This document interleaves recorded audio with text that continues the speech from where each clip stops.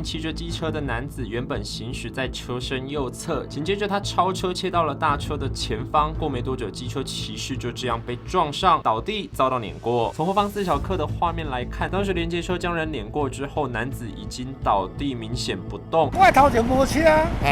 来到这太后，嘣嘣嘣嘣，车怪怪，我想我车歹去哦。所以你嘛唔知一堆弄